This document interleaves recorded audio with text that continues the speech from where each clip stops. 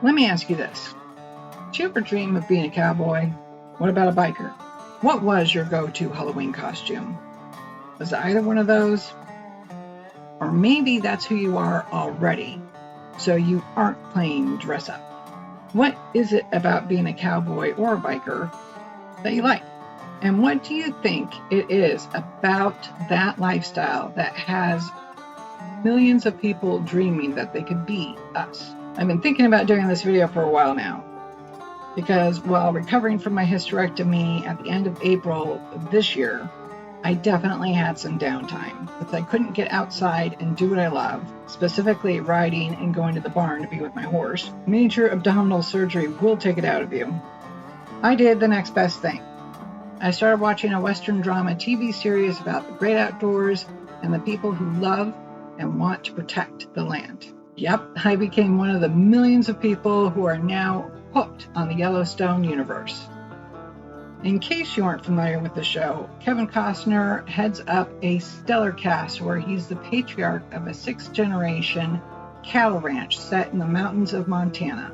Costner's character, John Dutton, is a devoted father who faces a corrupt world where politicians are compromised by influential oil and lumber corporations, and land grabs make developers billions, all while trying to keep his family, the land they live on, and the lifestyle they love together.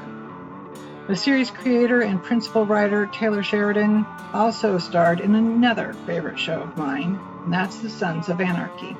That drama series is about a motorcycle club being tested by outside forces, while the club protects and patrols the town of Charming, California, keeping drug dealers away. Its activities also include a thriving and lucrative illegal arms business.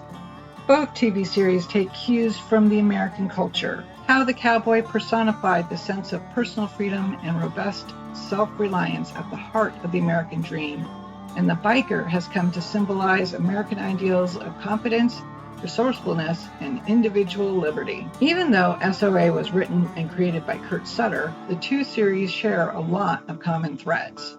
A powerful and complicated family dynamic, shifting alliances, open wounds, and hard-earned respect, trying to protect the ones they love and the life they lead for future generations, and opposing forces that want everything the cowboys and bikers have for themselves.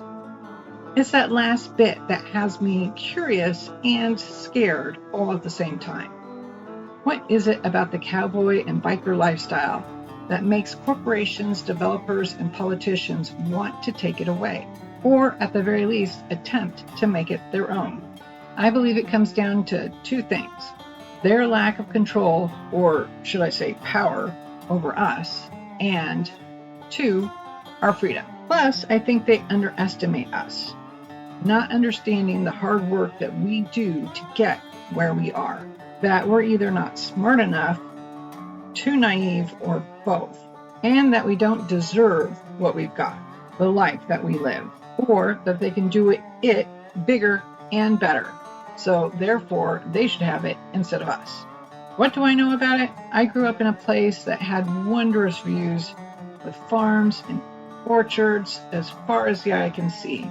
It is now called Silicon Valley, and all that beauty has been replaced with high-priced real estate and giant tech corporations. And I believe something similar has been happening to motorcyclists over the last few decades. Back in the late 80s, when it became mandatory for people to wear seatbelts in a car or truck, I remember a politician trying to make seatbelts mandatory on motorcycles. Now, that wouldn't be a good idea. Not to worry, they got us with mandatory DOT helmet laws in most states. Now that more and more cars are going to self-driving mode, I'm starting to worry that motorcyclists will be forced off the road because the technology in those cars and trucks doesn't see us. Will Elon, looking at you, will that be fixed in future generations of models? Or will it be faster, cheaper, and easier for Elon and car manufacturers to get lobbyists to pester politicians to pass laws that make it illegal for motorcyclists to be out on the road? Probably the latter. Of course, I'm not saying that helmets and seatbelts don't save lives. I'm just saying that we, as adults, should be in charge of our own bodies. We should have the choice. To me, these laws, even though they're meant to keep us safe, also infringe upon our freedoms just a little bit. And that's the rub, isn't it? I'm going to pass these laws that will keep you safe and also take away your freedoms. But am I any safer with my freedoms taken away? Because where does it stop? You have to wear a seatbelt. You have to wear a DOT helmet in most states. If you get pregnant, you have to have the child in some states. You have to get vaccinated. Coming soon. You'll have to live where we tell you, work in the industry that we tell you, and keep your money as well as spend it where we tell you. Coming soon? I certainly hope not. All this might seem a bit far-fetched. Obviously, I'm not seeing it that way. That's because I remember a time when having a computer in every home was far out thinking. But being able to put an order in for groceries and then have them delivered right to your door later on that same day was far out thinking. How if you wanted to watch a movie, you had to wait for it to come out and then go stand in line so you could see it at the movie theater. And then if you wanted to see that movie again, you had to go back to the movie theater to watch it. Of course, these days, people have powerful computers, cell phones, cameras, video recorders, streaming devices right in the palm of their hand. So yeah, the storylines and plot twists in both Yellowstone and Sons of Anarchy might seem a little unreal. That these series might be taking a dramatic license. I don't. And I think it's because we, the Cowboys and Bikers, and everyone else who lives their lives as free as possible, we know exactly what's at stake. I probably should have told you all this a lot sooner, as today, at least in the US, is voting day for our midterm elections.